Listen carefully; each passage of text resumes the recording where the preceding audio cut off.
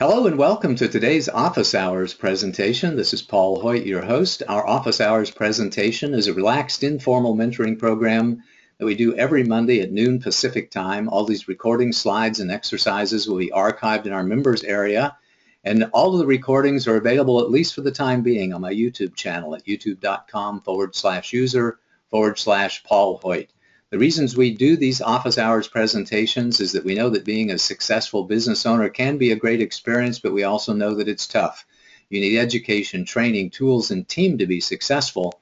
And we want you to get to know us, because when you get to know us, you realize that first and most importantly, we really do care about you. We want you to be successful in every area of business and life, whatever that means to you. We want you to find the greatness, the happiness, the divinity that each one of us has within ourselves, and then remember it, embrace it, and live it every single day as we do.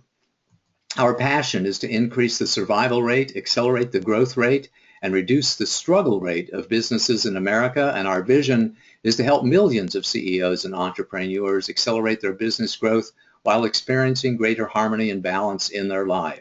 If you find these office hours presentations to be valuable to you, please pass the word. Pass the word to folks so that they can come on to the website and view quite a number of them and sign up to attend these presentations live, because we want to help everybody that we possibly can.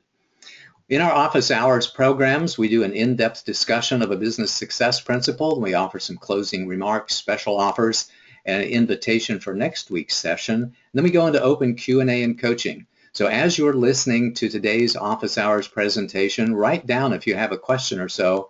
At the end of the call today, we'll take you off of mute, or if you want to type a question into the chat log, you're welcome to do that too, because we want to answer your questions and we want to talk about the things that are most important to you.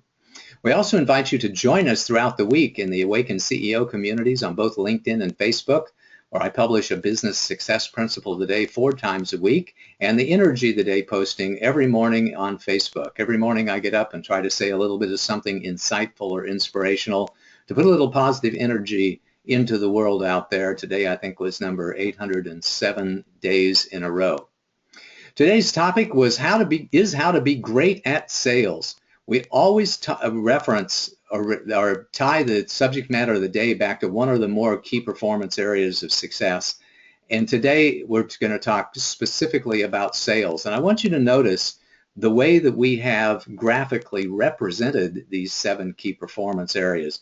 To me, the most important key performance area is leadership. That's about declaring your vision, getting your team, defining your business model, having a winning attitude, aligning your team, developing your plans, and getting results. But the second most important of all of the key performance areas is sales. That's why we put it right above leadership.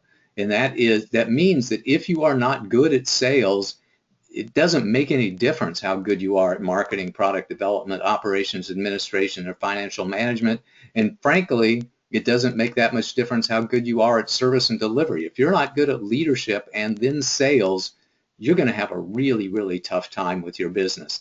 So I can't emphasize enough the importance for you to be very, very good in this critical key performance area of business. We also try to relate the subject matter of the day to one or more of the levels of performance. With the Awakened CEO system, we have a balanced and comprehensive approach to business growth on multiple levels, on the levels of mindset, methods, and momentum.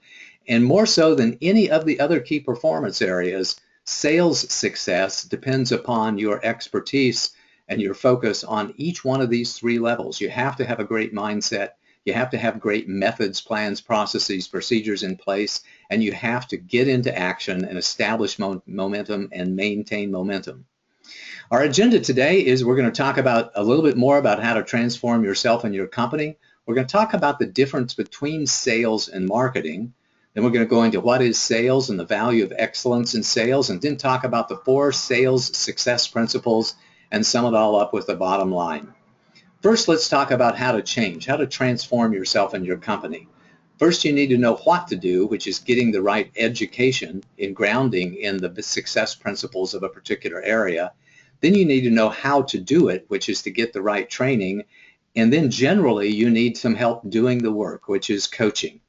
With the Awakened CEO system, we focus on helping you do the work at all three different levels of performance, because doing the work first means changing your mindset, shifting your attitude, your perspective, changing your beliefs so that you can embrace the opportunity that you have to improve yourself, to do better in business through changing the way that you do things. After you've shifted into a very positive attitude towards change, then you want to get the right methods in place, your plans, your processes, and procedures, and then take action and build velocity up through repetitive action over time. And that's how we're successful in doing the work. With the subject of the day, first thing I want to talk about is sales versus marketing. You know, the boundaries used to be very, very clear when we talked about sales and marketing. Marketing was about getting a lead, and then sales meant talking to somebody and closing the business. But lately we've seen automated sales systems come in that really kind of confused the whole conversation about what is sales and what is marketing. And in many cases, they eliminated the direct sales component. Well, not in every case, that's for sure, because with a lot of things, especially big ticket items and tailored solutions where you're customizing a solution to meet the specific needs of your clients, they really do require direct person-to-person communications. For the tailored solution, we have to have a conversation so we know what you want, because we know what you need, so that we can make an offer to you that's just exactly what you want and need. And with very large solutions, very big ticket items, you know, $5,000, $10,000, $20,000 and more, you need encouragement and support. You need somebody to understand exactly what the offering is, help you understand what the offering is, and then encouragement and support in order to make a decision to invest that much money, to spend that much money. Today, unfortunately, with so many automated sales systems on the internet, I meet clients all the time that don't even understand the importance of being good in sales. They think that they can just put up a website, and if their copywriting is good enough and their SEO is good enough and their social media advertisements are good enough, that they may never have to talk to a prospect, that they'll be able to drive all of their business through an automated sales system. And my experience is that that can happen, but generally speaking, it only happens with low ticket items, which means things that are selling for, you know, a few $100s or less, and with solutions that are just one size fits all, that they don't have to be customized and tailored. If you're not getting the sales results that you want, I invite you to consider whether or not you're even thinking that you need to be good in sales, that maybe you're thinking that I can automate this entire process and I'll never have to talk to a prospect. Well, my experience is that happens extremely rarely, and if you have that kind of an attitude, you're really not positioning yourself for success the way that I'd like to see you position yourself for success. So let's talk further about what is sales. To me, sales is a multiple step process. It's about building relationships of trust, doing lead generation and opportunity discovery, qualifying your opportunities, developing your opportunities, gaining agreement like asking for the order, and then getting results. That's what it means to be good at sales. It's doing all of these different things. The value of excellence in sales is incredible. You're eager to have sales conversations. There's always plenty of prospects for you to talk to, and they're always eager to talk to you. You close deals frequently and easily. You have very, very few issues with your clients because they understand what it is that you're selling, and you've tailored or promoted a product, proposed a product that's just right for them, and you're consistently meeting or even exceeding all of your revenue goals. And that is a wonderful, wonderful place to be, to have excellence at sales. But unfortunately, not every company is excellent at sales. Some companies are poor at sales, and the impact of poor sales is tremendous. People who are not very good at sales hate the idea of selling. They don't want to be rejected. They want people to turn them down. So they have a tendency to avoid their prospects, and their prospects avoid them.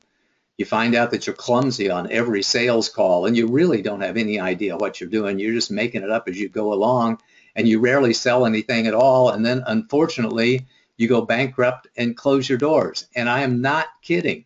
You have to sell to survive in business. If you are not good at sales, no amount of expertise in the other areas of business will save you. You have to be good at sales. Nothing happens until somebody sells something, and no business can survive unless you are good at sales. So here are the 4 principles of being excellent in sales that I want you to really understand and embrace. First of all, enjoy selling. Second of all, meet your sales activity goals and make quota.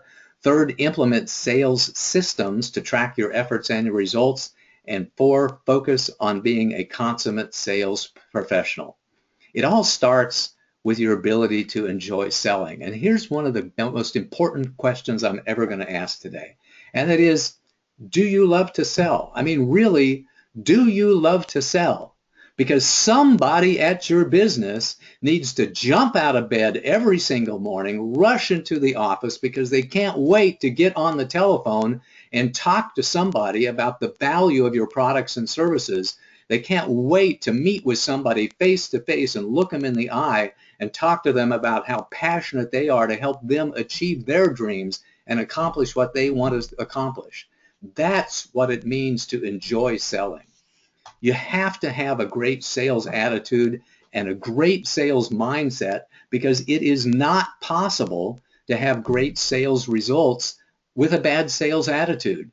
If you don't look forward to sales, if you don't look forward to talking to prospects and encouraging them to make a great decision in your favor so that they can get what they want, you're going to have a really, really tough time at sell.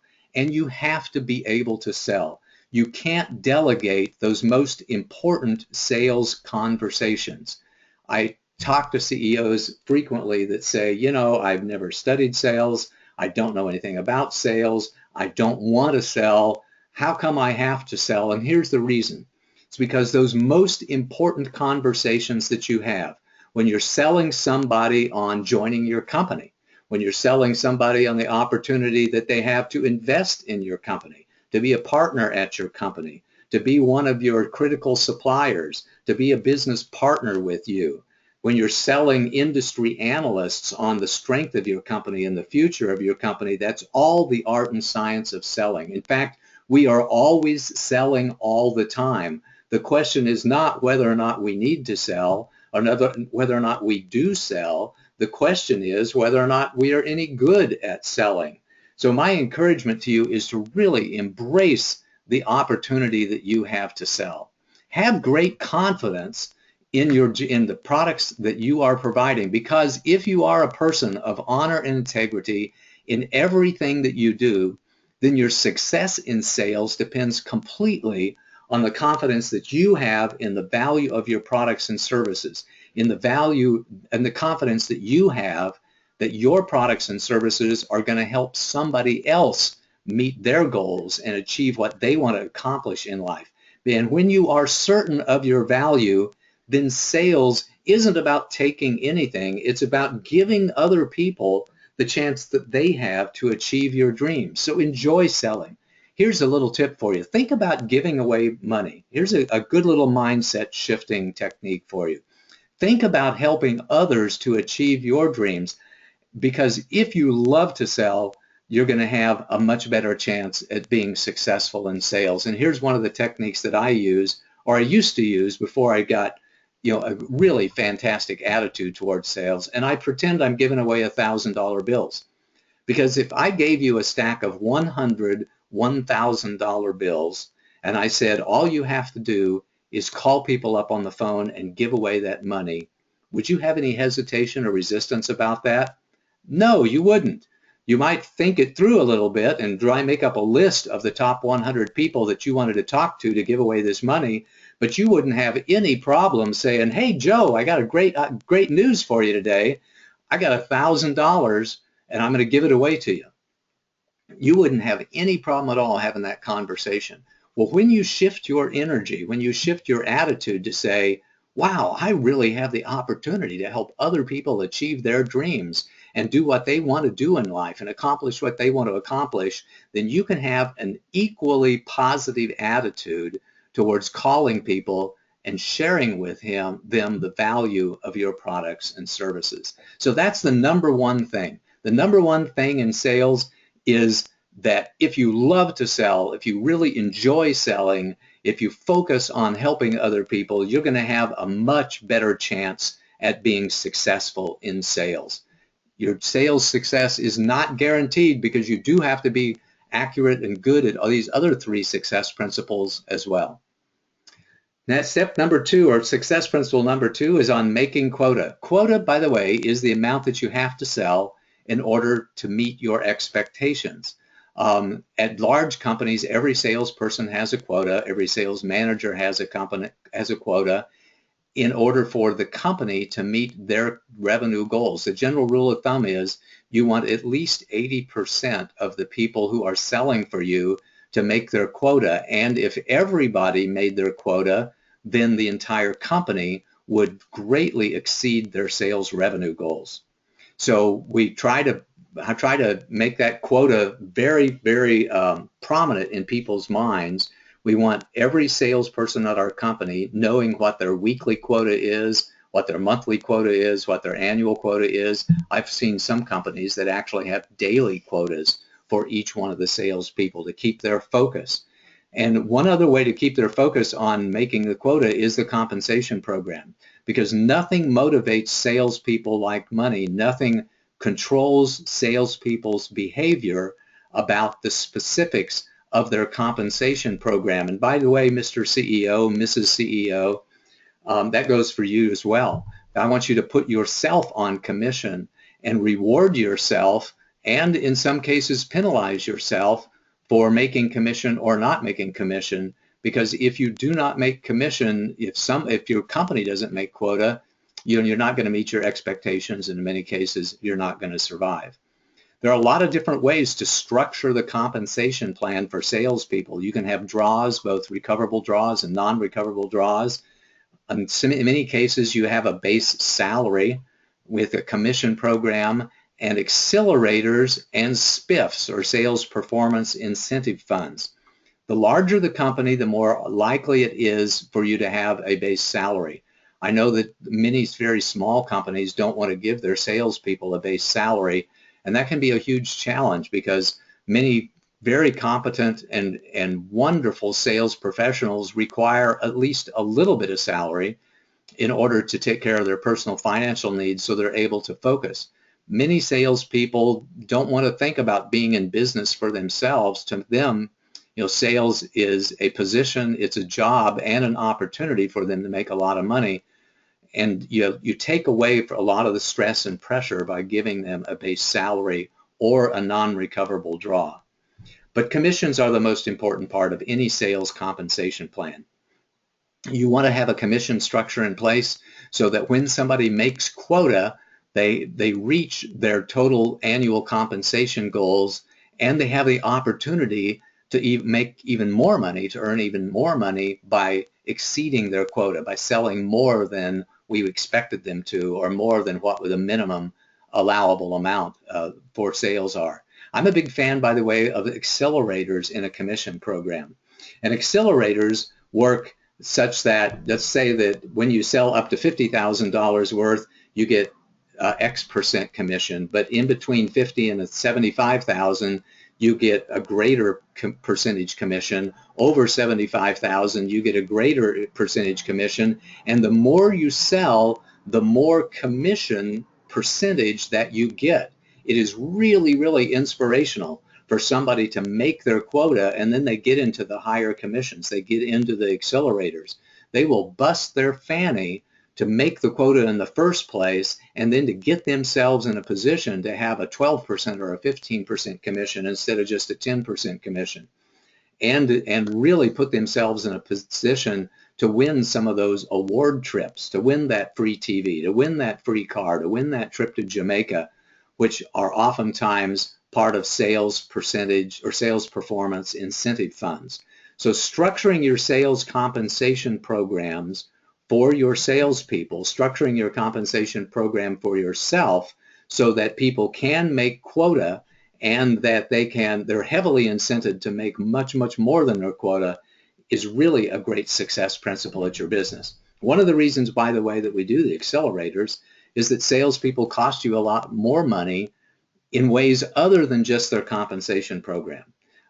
Salespeople cost you in terms of travel expenses. They cost you in terms of your support team. You give them marketing collateral. It takes time to manage a salesperson, to talk through all of the different opportunities with them and help them achieve greater success. So you as a company, you as a CEO, have a lot more invested in salespeople than just their compensation program. So once you find somebody who is achieving quota, you want to invest in them even more. You want to just give them free rein to go out and sell as much as they can possibly sell. So I encourage you to do that. And by the way, if you need help creating your sales compensation programs, we're happy to have that conversation with you, because I've worked for lots of different companies and a lot of different sales programs, and I've seen a lot of different compensation plans out there, and so has Stephanie, who works with me. The third of the 4 success principles in sales is to implement systems. And there are a lot of different systems that we want you to think about implementing. There's sales processes, there's opportunity tracking or pipeline management systems, there's sales cost tracking systems, and activity and success tracking systems. First, let's talk about sales processes. It's really helpful to think about your sales opportunities in terms of a step-by-step plan. And here's a 6 or a 7-step plan, which is fairly common in the industry. First of all, we establish trust and rapport, because you heard the adage that nothing happens until somebody sells. Well, here's another one, and that's nobody's going to buy from you unless they trust you. It's really important for them to feel like that you're treating them well, to feel comfortable in the conversations. It's important for you to establish trust and rapport through talking about the weather, through talking about the football games, through chit-chatting about the wife and kids, to just getting them comfortable in a conversation with you. So then you can find out whether or not there's really an opportunity for you to help them achieve their goals, to help them accomplish what they want to accomplish, whether or not they're actually looking for a product and service like the ones that you sell. And if they are, then you can move into opportunity qualification, which is really seeing how much they want that product and service, what it really means to them, whether or not they've got any budget for it, whether they're looking at some of your competitors, finding out who's going to make the decision, etc., so you can qualify the opportunity. That's especially important as our big ticket opportunities are being sold, because you only have so much time during the day to invest in talking to somebody about the opportunity to help them achieve their goals. If they're really not in the marketplace, you may find that your time is better spent working with somebody else. It's important for you to really qualify those prospects. I worked for a company that did large software sales where everything that we sold was over $1 million. And we found out that, hey, it costs you $50,000 to pursue an opportunity. So if it costs you $50,000 to pursue an opportunity the first month, you really did not want to invest that type of money if somebody was really not a qualified prospect. Once you have defined and figured out that you've got a qualified prospect, then you move into opportunity development, which is to move people along through the process to really understand what it is that they want, so that you can develop a tailored solution and give them exactly what they're looking for.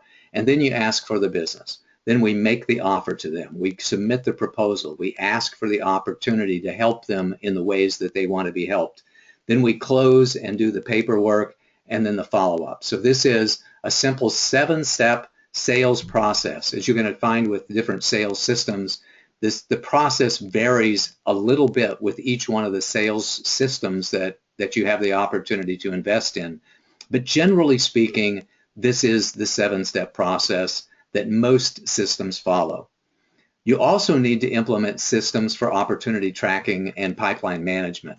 Those have a lot of different components. You want to find out who the contact is, what is the deal that you are pursuing with them, the last contact date, the contact history, the purchase history, who the salesperson is on the account, what next steps might be involved in the process, what your probability of close is, what the purchase history has been with this client, and then anything else that will help you facilitate that sales process.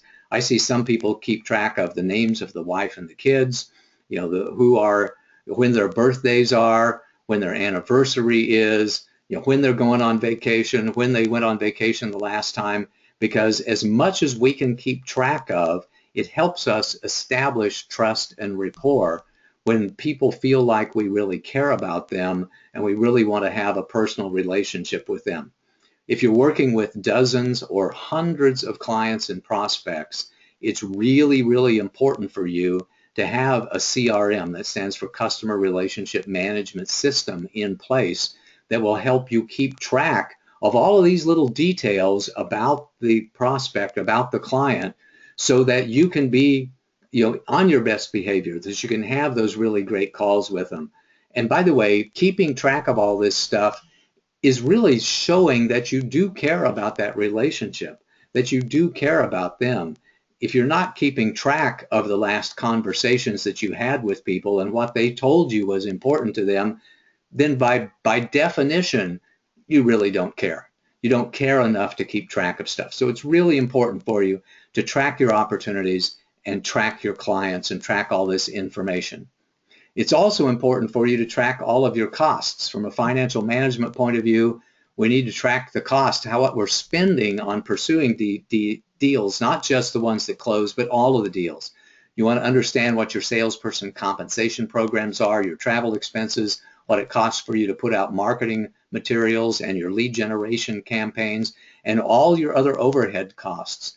It's important for you to track all of these costs so that you know what the true cost is of customer acquisition.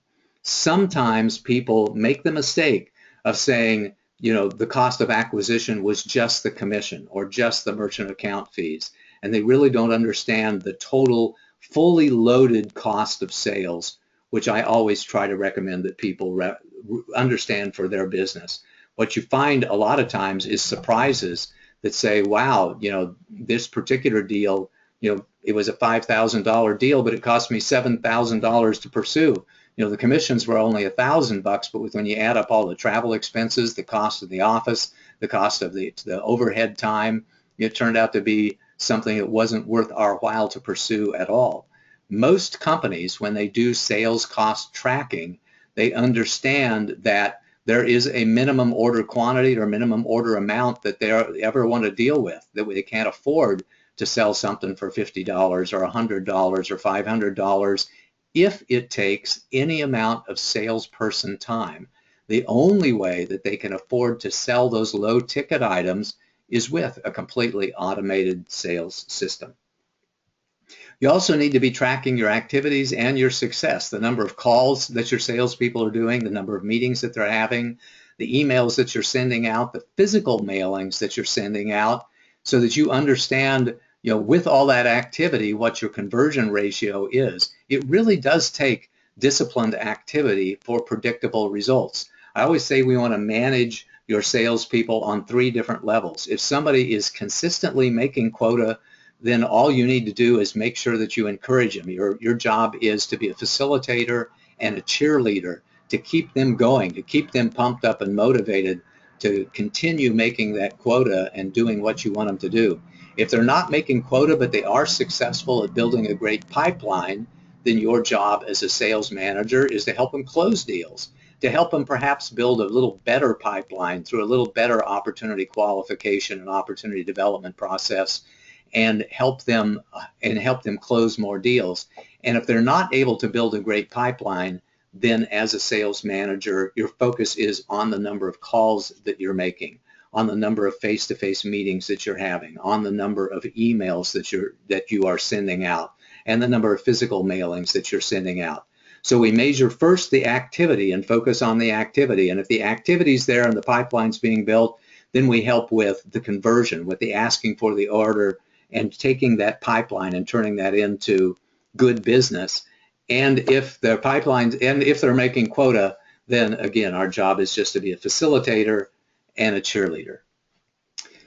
Sales success principle number 4 is about sales professionalism, and that means frequent sales training.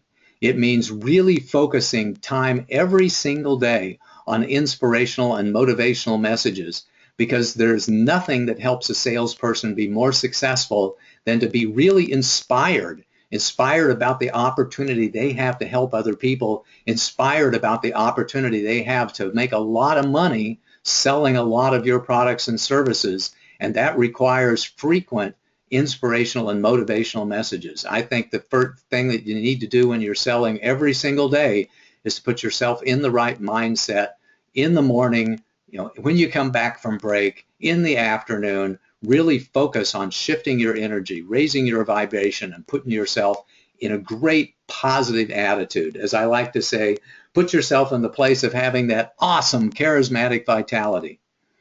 And teamwork is really important in sales professions as well.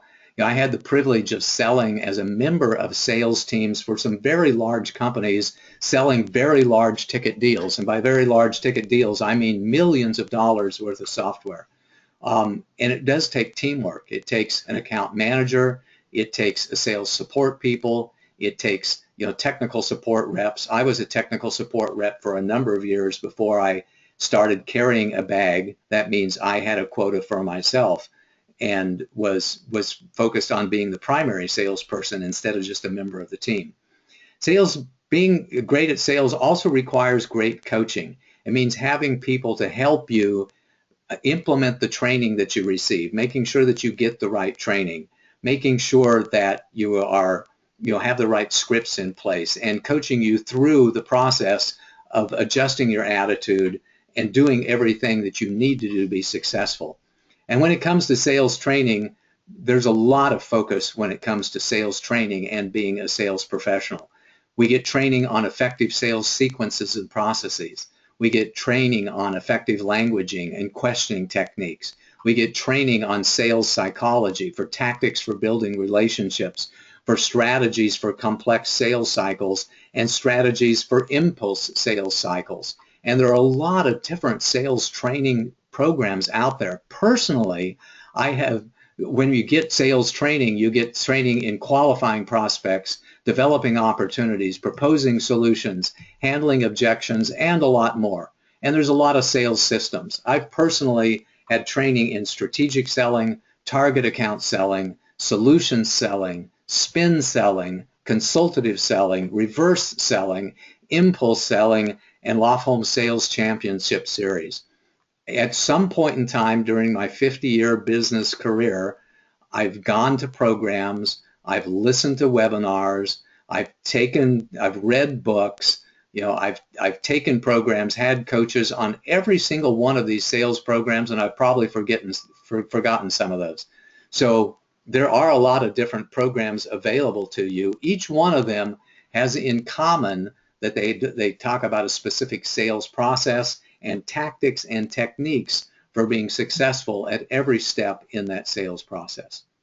With sales teams, and you may find that you need sales teams at your business, like I was a member of a sales team when we sold multi-million-dollar software products for very large companies. They really do work better in many, many sales situations where you have sales executive, account managers, sales reps, technical sales reps, and sales support people.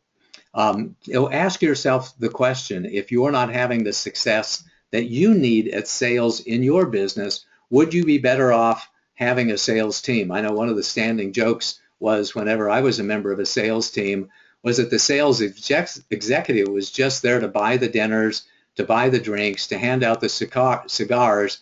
That was really the technical support rep's position to tell the truth and tell what the products were really capable of doing and help people see how they were going to be able to implement those products for themselves in their particular company. So, the sales executives and the account managers were there to facilitate the relationship, to build the atmosphere of trust and rapport, so we as the technical sales reps could come in and inform the product, or the clients, the prospects rather, on what the details of the system were and help them make a decision from an analytical point of view. The sales reps help them make a decision from a heart, from an emotional point of view. So those are the 4 principles of excellence in sales. You really have to enjoy selling. You have to meet your sales activity goals and make quota. You have to implement systems to track your efforts and results. And you have to focus every day on being a consummate sales professional. This really leads itself into the 3 levels of performance in the Awakened CEO system. First level, as we talked about several different times, the mindset is most critical in the area of sales than it is in anything else. To focus really on the value that you're bringing on to other people. It's not about taking anything from them. It's not about anything other than giving them the opportunity to achieve their dreams, giving them the help that they need to accomplish what they want to accomplish in life. Your sales attitude is absolutely king when it comes to being successful in sales. You got to know that you can do it, that you have the power to help a lot of people. Once you get your head squared on straight, then it's a matter of putting in the right systems and the right methods. So then it's about the plans, the processes, and procedures. It's all those sales systems that we talked about. And then it's about getting into action. It's about establishing momentum and focusing on taking activity every single day. For some of you, that's going to be making cold calls and opportunity calls every single day. For most of you, that's going to mean carving out some portion of their day every single day to keep the momentum going on sales. One of the things that I like to do is focus Mondays on selling, because I make my sales calls on Monday afternoons and Monday mornings as best I possibly can, so that my clients and prospects have an opportunity to return those calls throughout the week. So find the systems that are great for you, get your head squared away straight, get your heart squared away, and get into action so that you can achieve the results that you want. And speaking of that, here is your excellence in sales mantra. I invite you to read along, to even speak it along as I recite it for you now. I just love to sell. I just love to tell people about how I can add value to their lives by providing a great product or service at a fair price. And I am committed to meeting my sales goals and making quota. And I know that if my company doesn't make quota, we won't survive, and I'm not going to let that happen. I will implement the systems I need to track my efforts and results so I can become more effective and efficient over time. I will constantly improve my sales skills because I am proud to be a sales professional. And I hope that you are proud to be a sales professional, because here's the bottom line. If you're really, really good at selling, if you're really good at bringing the money into your company, that revenue is going to give you the time and resources to fix a lot of things. If you're really good at that other stuff, it doesn't make any difference. You have to be good at sales or you will not be successful in business. You have to be great at sales or your company is not going to survive. And maybe the most important thing I'm going to say to you today is that you can learn to be great at sales. You can learn to do it. I learned to do it. You can learn to do it too. And I strongly encourage you to have that kind of a positive attitude towards the importance of sales, towards your ability to learn to be a great salesperson and get yourself into action and take those next steps that you need to take in order to transform yourself, in order to transform your company and get the sales success that you want. That's been our agenda today. We talked about the principles of transforming yourself and your company. We talked about the difference between sales and marketing. We talked about what sales was, the value of excellent at sales, the impact of being poor at sales, then the 4 success principles in the area of sales, and summed it up with the bottom line. So here's what I want you to do. Talk to your coaches and your colleagues about sales training and sales coaching. Focus on being excellent in sales just as soon as possible. And if you're already excellent at sales, focus on getting better at sales. Have sales conversations as often as possible with prospects and with clients, and just go sell something. Just go sell something. If you need more support, we've done several office hours presentations on the art and science of selling. Number 16 was on managing your pipeline. Number 43 was on improving your sales results. 46 on pitching to investors. Number 51 on social proof marketing, which is really important. 78 was on the book Psycho-Cybernetics, which has a big impact on your ability to sell. And number 83 was on sales scripting. So I invite you to log into our members area and listen to those, watch those office hours presentations for a little bit of sales training. In a minute, we're going to go into open questions and answers and coaching. We're going to invite you to offer comments and questions on the subject matter of the day, and then anything else that you want to talk about. Tell us what your biggest takeaways were, what insights were that you gained from the presentation, and tell me what you're going to focus on. Here at the Hoyt Management Group, we take great pride in our support services. We're 100% convinced at the value that we bring to CEOs and entrepreneurs, small business executives, and helping them define and achieve their accomplishments and achieve their dreams. We do that with programs that provide education and training where we teach you how to do it yourselves. We do that with services to do it with you, where we help you develop the right sales programs, the right product funnels, the right sales scripts, the business plans, the financial models, the things that you need to do that we can help you do, in cooperation with you, in collaboration with you, and in some cases we'll actually do it for you. There are some things that you can toss over the wall to us, we'll get it done and give it right back to you with the highest quality possible. Our next office hours will be next week on February the 15th, and the topic is the last of our 7-part series, how to be great at customer service, and then we're going to wrap up the entire series as well. And let me know what you would like for us to address by going to paulsurvey.com and filling out the questionnaire there, and do your homework in between now and the time that we talk again next week. With that, let's jump into our questions and answers. First, comments and questions on the subject matter of the day, then anything else that you want to talk about. Stephanie, do we have any comments and questions on the area of sales? We sure do. Questions are still coming in, so let's get started. Okay. First one, how long does it take to become good at sales? That is a great question, and it depends a lot on two things. A few things. Attitude, systems, and personality. For me personally, it took me a long, long time to get good at sales because I've got an engineering mindset. I'm an analyst. I'm a computer programmer. I'm an accountant by training and by talent. That's the thing that I do better than anything else is analyze and build systems and write programs and develop projects, and I'm an analyst implementer. That's my basic personality side. It took me a long time because even though I was openly gregarious, it took me a long time to develop confidence in the products and services that we had.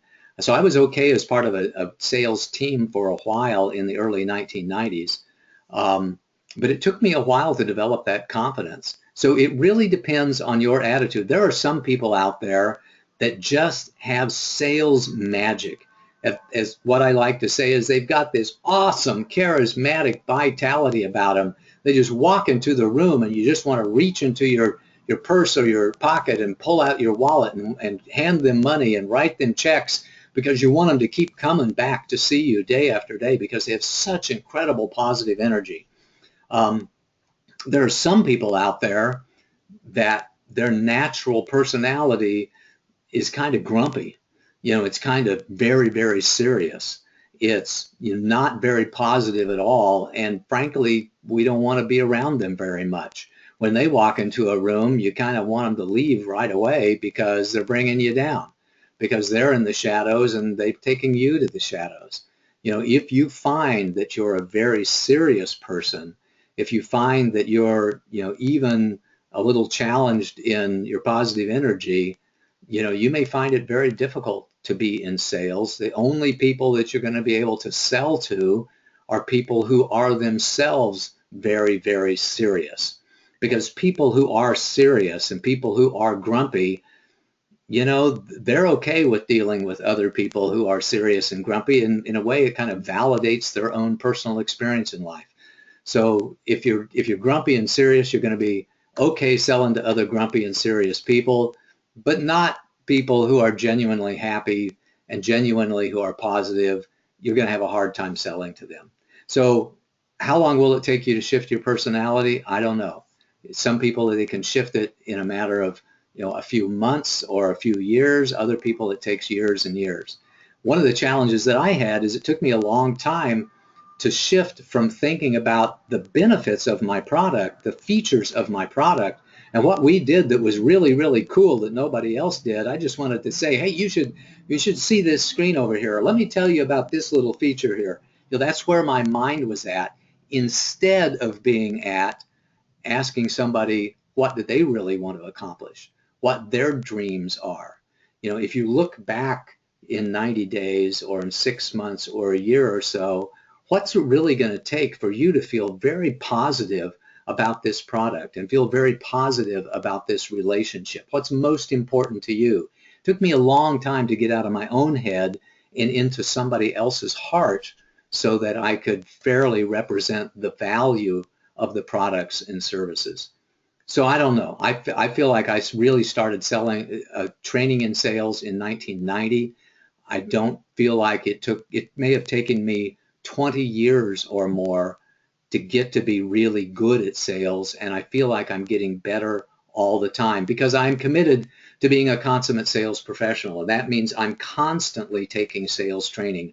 I'm constantly focusing on new ways to ask for the order, to develop an opportunity, to handle an objection. I continue to improve every single day. I have no doubt that a year from now I'm going to be a better salesperson than I am today because I consistently study and I am focused on getting better every single day. Hopefully that was helpful to you. Next question or comment, Stephanie. Yeah, okay. Let's see, a couple of takeaways. Okay. And a question here, what is a good book or source of material to help in becoming a good salesperson? There's a lot of different motivational books out there that I've read that I think are really, really, really good ones. Zig Ziglar had a number of them. James Arthur Ray wrote a great book on the science of sales. I think that it was that I really enjoyed that book as well. I've enjoyed and learned a lot from every single one of the systems that I have employed. So generally speaking, when it comes to sales systems and sales training and sales coaching, there are some folks that really focus on motivation and inspiration. Les Brown, Zig Ziglar will talk to you about the importance of mindset and perspective and attitude on sales, and they train you from an emotional point of view. And then there are other things that you can get that will train you from a systems point of view. So there are some that will help you really focus on the mindset, and others really help you focus on the methods. And we take pride, by the way, in ourselves. And one of the things that we do for our clients is help them make great decisions when it comes to getting the inspiration, the motivation that they need, to picking a good system that's just right for them, whether it's strategic selling or impulse selling or target account selling or any one of those other systems that I mentioned, and helping them make great decisions and then make sure that they get the education that they need, the training that they need, and the coaching that they need to do what they need to do, and also implement the right systems for tracking the deals, the pipeline management systems, the CRM systems as well. So we offer a lot when it comes to helping people pick just the right systems for themselves and for their company based on what they're selling, the size of the tickets that they're selling, and what their previous sales experience and training was and their previous success in sales. So, that's one of the things that we do. We always offer a custom tailored solution. We always, at our company, get involved direct sales to sales, or sales, person-to-person sales. You can go onto our website and buy something for a few bucks, but if you really want to make great progress in your business, give us a call. Let us really figure out what you need in your business to take you forward to make great progress in the next 90 days, in the next year. Let us custom tailor a solution that's just exactly right for you, because that's what we do at our company. I kind of got into a little sales pitch there because I love to sell. Next question. I've also found getting some really good sales materials comes from listening to my coworkers and co-salespeople when they're actually on the call. Some of my best material has come from stealing lines and phrases and whole paragraphs from scripts of the most successful people that I worked with. Hey, So I would invite you to look around you for some of your good material as well. well said. Let's see, we've got a couple of takeaways. Okay. Making calls on Mondays gives clients a week to respond, but sometimes Monday is so busy for business owners. And question, what is your successful strategy for making that call um, or visit for the follow-up call? Well, I try to make a few calls every single day. You know, part of my weekly planning process is to review my own pipeline, to look at those prospects I have, and to look at past customers and figure out, you know, who I really need to connect with and make a call to today. Um, and so we make some of those calls on Monday afternoon as best we possibly can. And you're right, some days with Monday, you know, I don't dedicate the entire day to sales because I do these office hours presentation. I have my own departmental meetings and company meetings in the morning. It's usually a few hours on Monday afternoon that I dedicate to sales. And then throughout the week, I just go through my checklist and make sure that I've called people. If I haven't called them on Monday, I call them on Tuesday. If I didn't call them on Tuesday, I call them on Wednesday.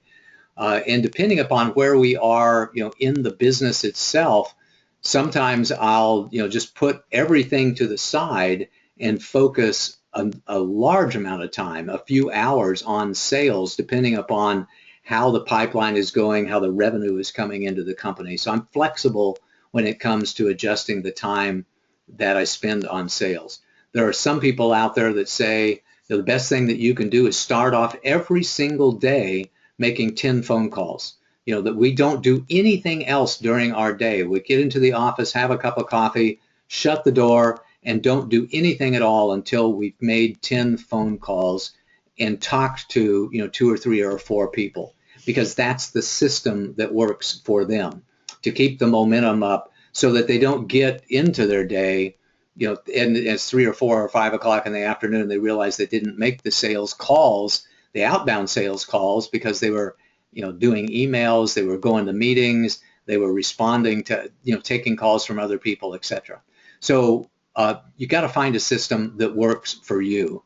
And of course, we, as part of the coaching that we do, will be happy to explore the possibilities with you and help you brainstorm different systems that might work for you and put them into process, and then, you know, honestly track the success of those systems so that you know whether to keep doing what you're doing or change what you're doing to get better sales results. Hopefully that was helpful. Stephanie, next question or comment? You know, I've often found also that sometimes if you're really trying to get through to the decision maker, and if there is a secretary or other gatekeeper, as they say, to get through, sometimes calling at 8 or 8:30 in the morning is a really good time, because typically those individuals at that higher level start work earlier before the gatekeepers are there to keep people away. So that was one of the strategies that I learned many years ago. Yeah, and Stephanie, I'd add to that. Sometimes I hear people making the calls at 6:30 or 7 or 7:30 because Yep, oftentimes the CEO is in the office earlier than everybody else, and like you say, there's nobody there to screen their calls. So they might take a call when you call them at 7:15. yep, yeah. Out here in California, I actually had a boss who had me getting up at 5 o'clock every morning, well, being on the phone at 5 o'clock with those on the East Coast at 8 o'clock, so that was always fun. Woohoo! All right. Next question or comment. What are some CRMs that you like? Well, the Hmm. one, the CRM again stands for Customer Relationship Management Systems. You know, for a while, I used a product called One Shopping Cart, and that worked pretty well in the first few years of my business. But 3 or 4 years ago, I think it was, I made the change to Infusionsoft. So Infusionsoft has a fairly dominant market position. I don't know what percent of the market share that they own, but it's got to be pretty big, especially around people who have large lists. My guess is that they own a 60 or 70% market share of everybody that has a list with 5,000 people on it or more. So that's probably my favorite system right now.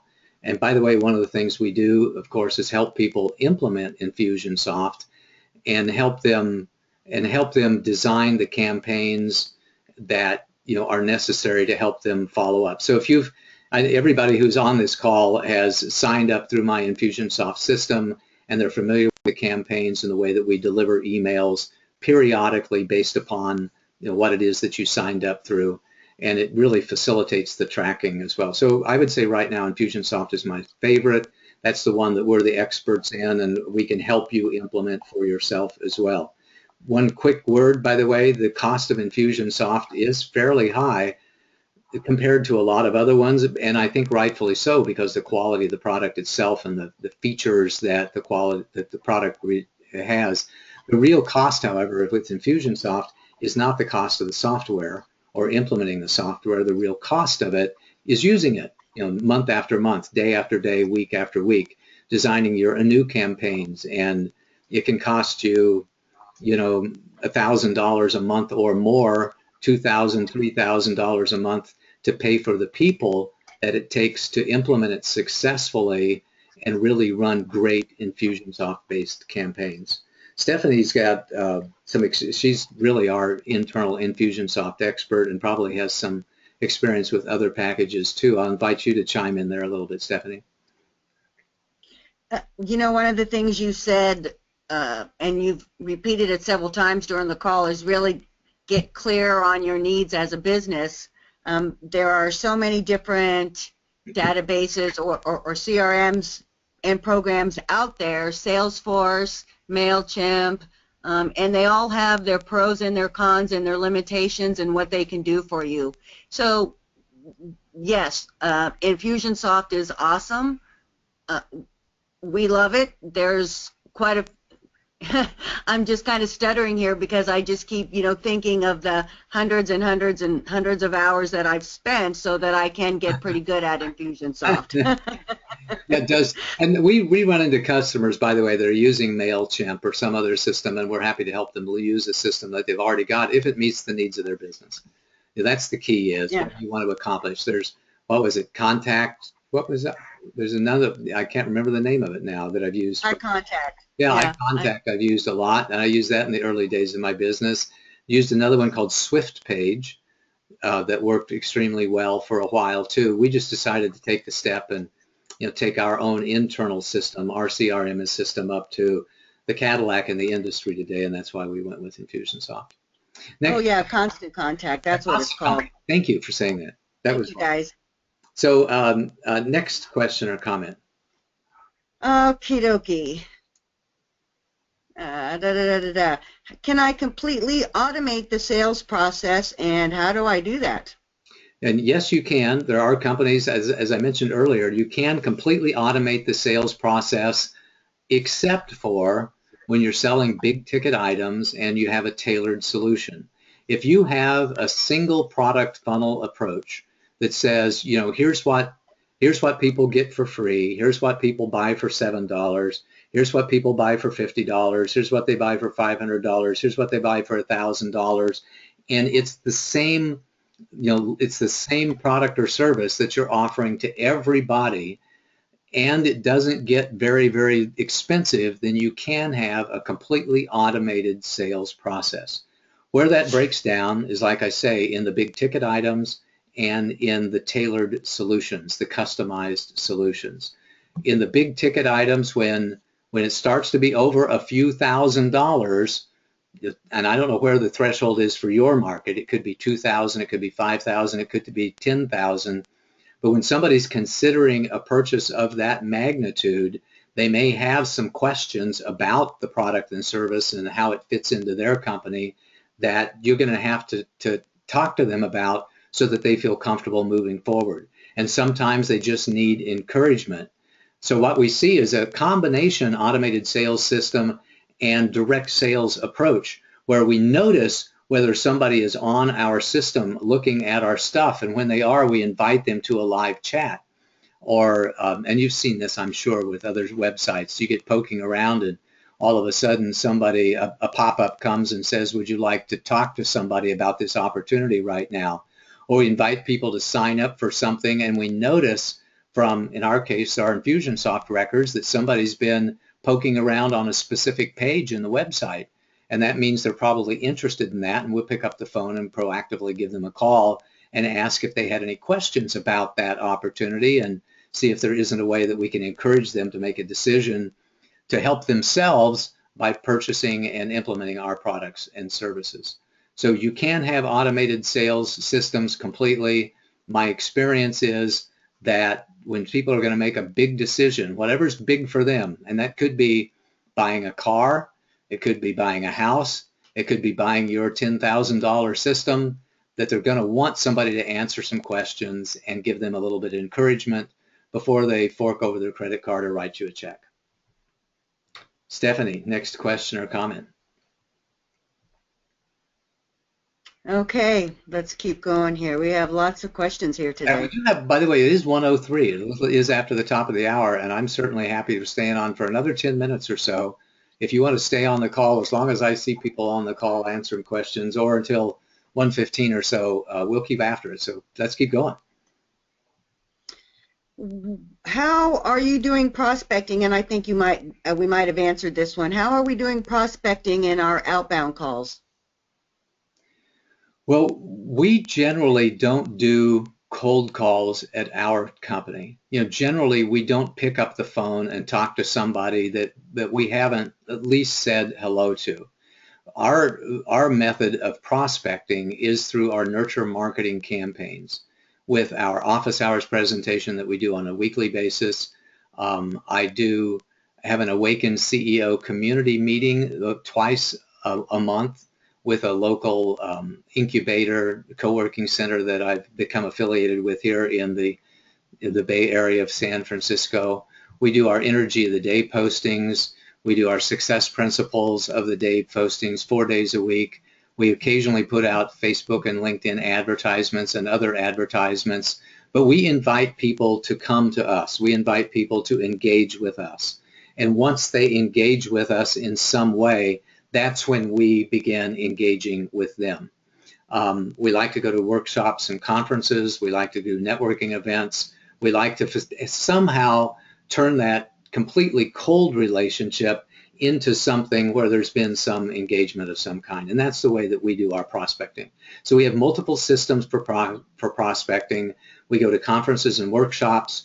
We do Facebook and LinkedIn advertising. I do face-to-face meetup meetings. I do these office hours training systems, and I also repeat these, periodically face-to-face with some people at a couple of incubators and co-working centers that we do.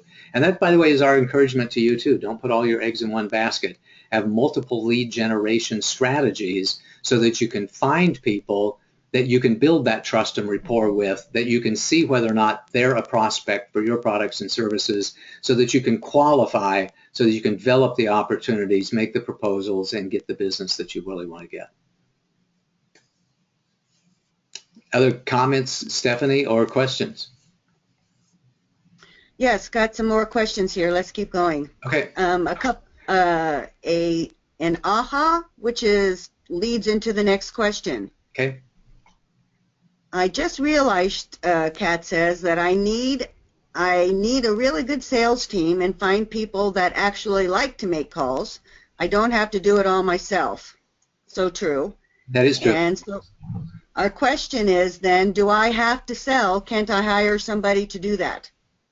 The answer is yes and no. You can hire people to help you with selling stuff, and you can hire people to help to sell a lot of things for you.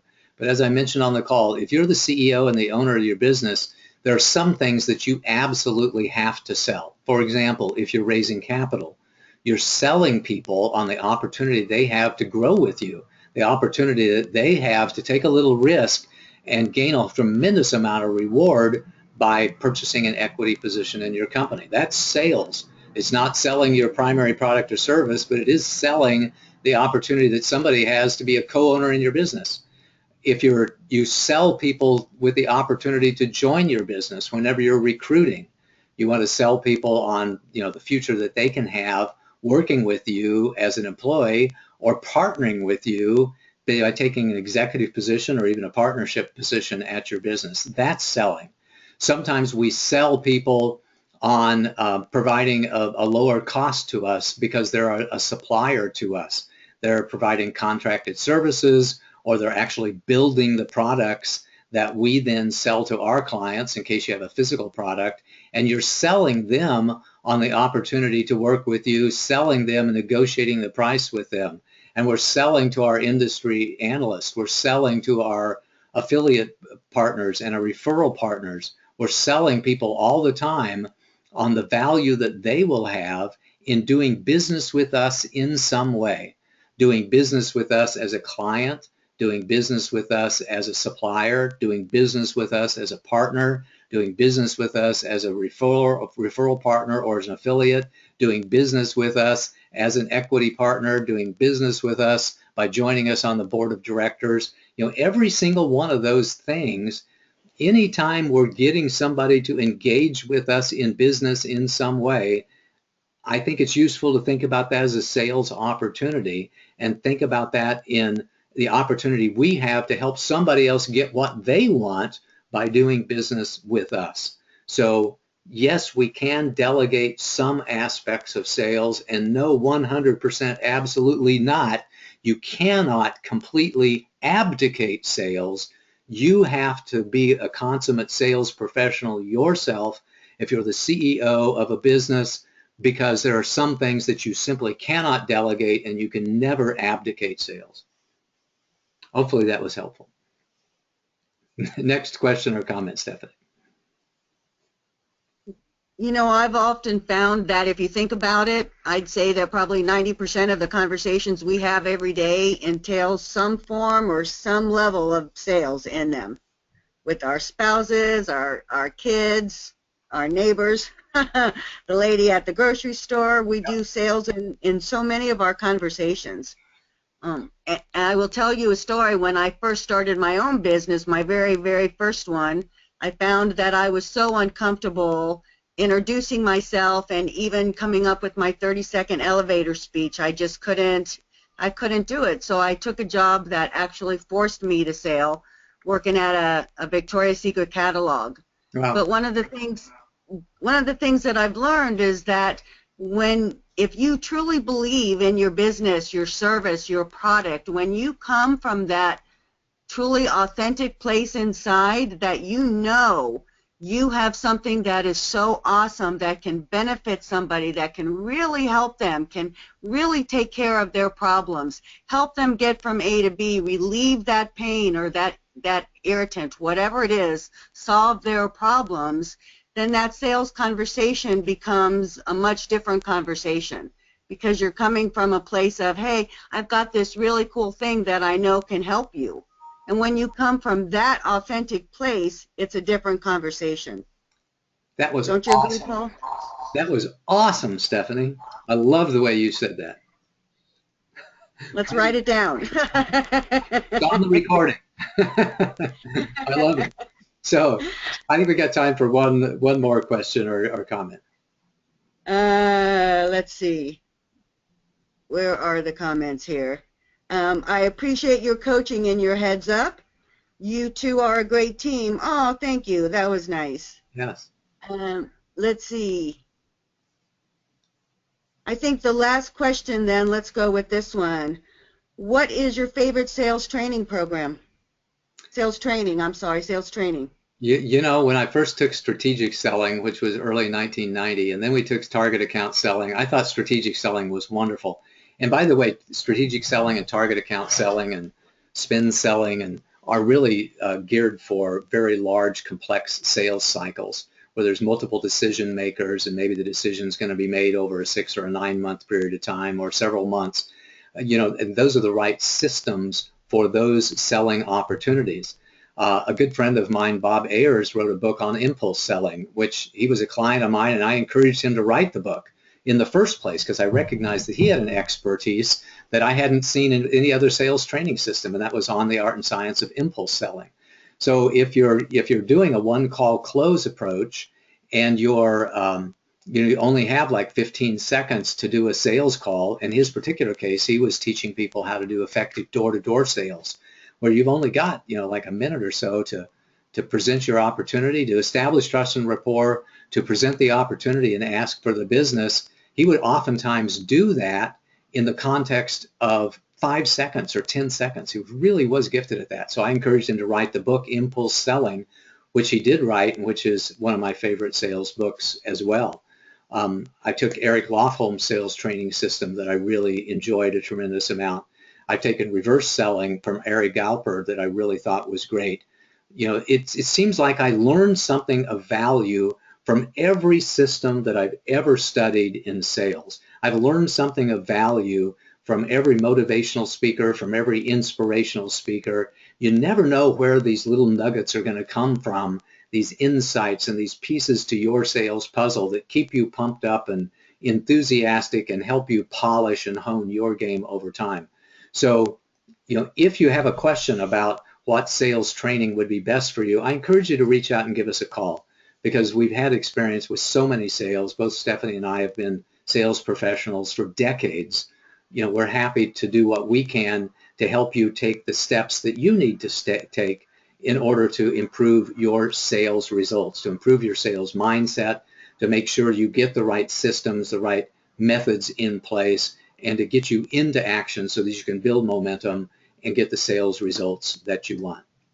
And so we look forward to your calls, and of course we are eager to do everything we can to help you achieve your dreams, to help you accomplish what you want to accomplish in every area of your life, especially in business. And with that, I think we're going to call it an end today. I want to thank everybody who dialed in via phone, everybody who showed up online, everybody who's listening to this recording.